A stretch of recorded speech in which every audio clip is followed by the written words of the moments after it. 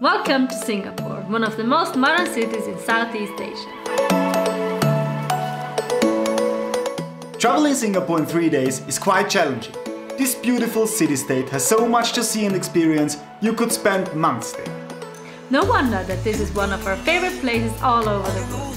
The perfect combination of architecture and nature, as well as the super clean streets, makes us wish to come here more often. Despite the big amount of sites, we try to give you our best strategy in our 3-day travel guide to Singapore to create an unforgettable experience and get the most out of your limited time.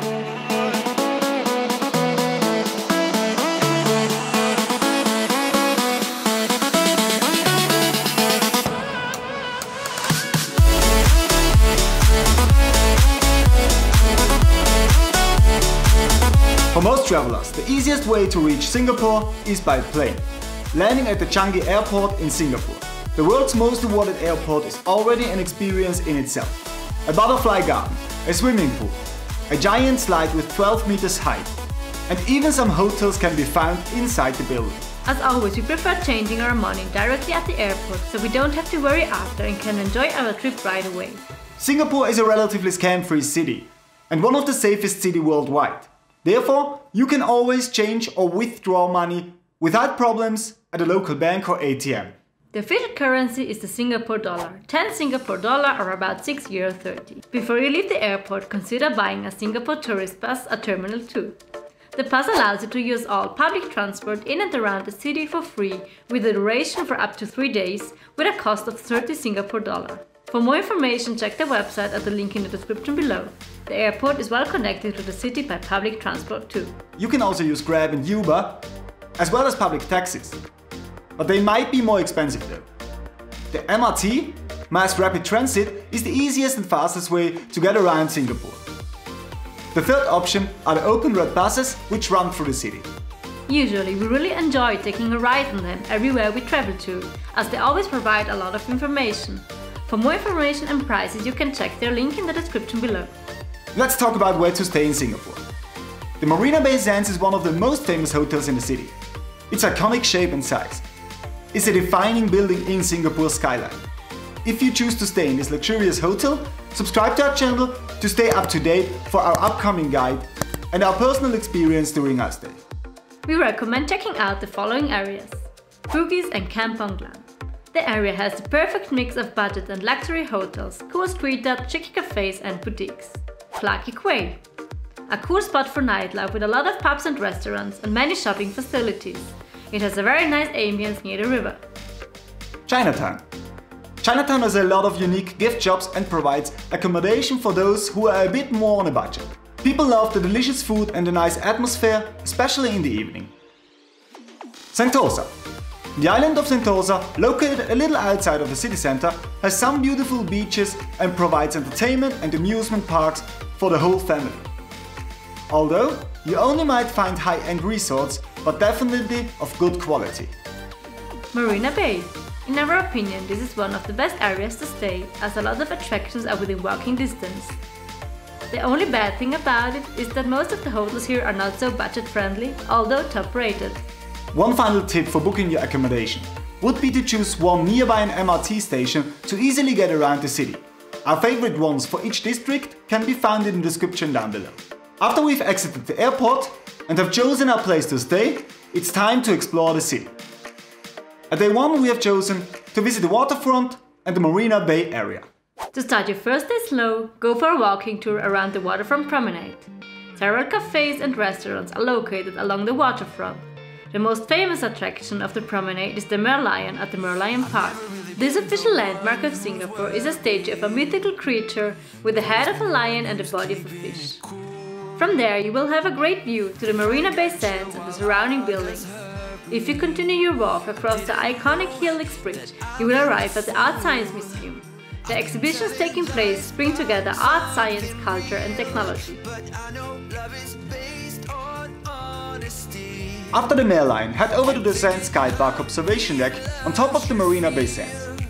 The admission ticket will cost you 26 Singapore dollars. As an alternative, consider taking a ride on the Singapore Flyer, the world's second tallest Ferris wheel. Especially at night, the city panorama looks amazing. One ride has a duration of 30 minutes and costs 33 Singapore dollars. Please buy the ticket in advance and check the operating hours beforehand. Keep track of time because your next site requires a little planning in advance. Continue your adventure to the famous gardens by the bay at around 4 p.m. To experience the gardens to the fullest, expect to spend around 3 to 4 hours there.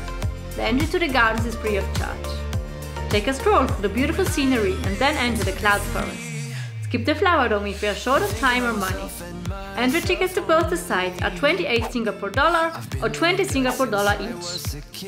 Don't miss the light and music show Garden Rhapsody at the Super Tree Grove starting at 7:45 p.m. with a duration of 15 minutes. Remember to come early to grab your perfect spot.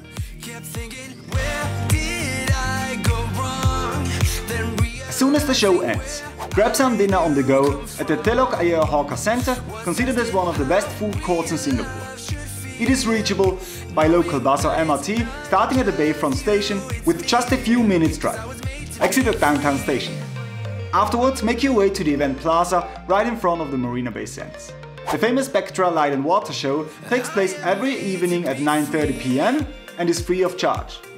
You also have the opportunity to book a river cruise and enjoy the show from this unique perspective. Finish the evening by having a drink or two at the C'est La Vie Club, located at the 57th floor of the Marina Bay Sands. The second day of your journey is all about fun. Sentosa is a sunny island in Singapore with lots of fun activities and beautiful beaches.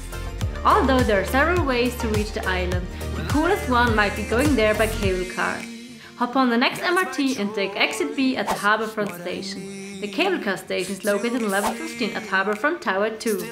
As always, it is recommendable to buy your tickets beforehand. For details and pricing, check the website with the link in the description. At Sentosa, visit the Universal Studios first, an adventure theme park for young and old. There are several other attractions on the island, such as a water park or a Madame Tussauds wax museum. Continue your day in one of the beach clubs having lunch, relaxing on white sand beaches or doing some water sports. If you are brave enough, why not opt for a bungee jump too? Arrived back at the mainland, you should prepare for a little party tonight. Clarke Quay is one of Singapore's top places for nightlife. It is full of pubs, breweries and nice riverside restaurants. During our stay in Singapore, by chance we dropped in a sort of rock festival at the quay. It was great fun. If you are an adrenaline junkie, the G-Rex Reverse Bungee and the GX5 Extreme Swing is made for you. You will be dropped from a height of 50 meters, offering a very spectacular view if you can leave your eyes open. The price is 45 Singapore dollar for each of the attractions. Don't party too long, because the next day will be as exciting as the previous one. After a good night's sleep, let's start our third and last day in Singapore. Today we'll enjoy beautiful nature within the city. The Botanical Gardens of Singapore, the city's first UNESCO heritage site, offer a lot of green space and are the perfect place for a breakfast, brunch or a picnic with your loved one. After your little break, continue your way towards the National Orchid Garden. Over 1,000 different species of colorful orchids grow in this area. The tickets to the Orchid Garden are 15 Singapore dollar. The Botanical Gardens are free of charge. In the afternoon, head over to one of Singapore's coolest streets. Haji Lane is located in the Arab Quarter and besides some amazing street art, perfect for creating some Instagram content, it has a lot of unique shops and small boutiques in case you are looking for some one-of-a-kind items. After visiting the beautiful mosque, we recommend taking a coffee or pre-dinner drink at one of the many nice coffee shops and restaurants in the area. As an alternative for a rainy day, you can opt for a shopping day in Orchard Road. There are endless shops and malls along the road. Most known is the Iron Orchard, a big mall with a futuristic shape at the end of Orchard Road. Many restaurants and known fashion brands are located inside the building, one for every budget. There is even an indoor observation deck at the 56th floor of the building. On your last evening, proceed to Chinatown. It has a very unique ambience with lots of souvenir shops and colorful lanterns. For a bit of culture, visit the Sri Mariamman Hindu Temple and the Buddha Tooth Relic Temple. Chinatown's food street is a covered walking street with lots of Asian restaurants and food stalls. Expect to pay a bit more as in other restaurants, otherwise eat at any of the local restaurants in the area. We absolutely enjoyed eating at the 1 Yen Stoneboat Fish restaurant. This small restaurant is just a few steps away of Chinatown Center. The staff was so friendly, the portions huge and the delicious meals are very good priced. Many vendors along the street sell also durian, but we never really felt like trying the so-called stinky fruit. After dinner, look for some unique souvenirs at the night market as a gift for your family and friends at home. What about the lucky cat? Or a Chinese tea ceremony set? Of course, there are many more things to discover in Singapore. If you have spare time left, the following attractions and sites are our top picks to spend the rest of your holiday in a great way. Singapore Zoo. Set in a rainforest environment, the zoo is best reached by taxi or with its own shuttle service from the city, taking about 30 minutes. Home to over 300 species, it is an attraction for approximately 1.9 million visitors per year. Entry tickets should be booked in advance through their website and are about 38 Singapore dollar. Jurong Bird Park, Asia's largest bird park with approximately 3,500 birds, is reachable with a 30-minute drive from the city. Easy to reach by car, taxi or shuttle service. It is an experience like no other, including an aviary that houses over 600 birds against an incredible 30-meter height waterfall.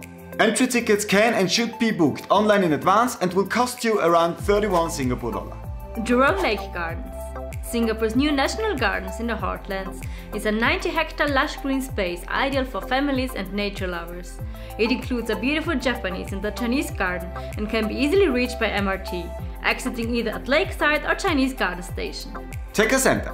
Tekka Center is a building complex in Little India district, easily reachable via MRT. The food stalls are serving traditional Indian food, but you can also find some tailors and hardware shops, as well as wet markets selling fresh seafood and vegetables.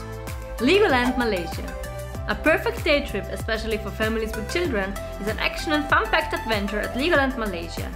Reachable in less than an hour drive.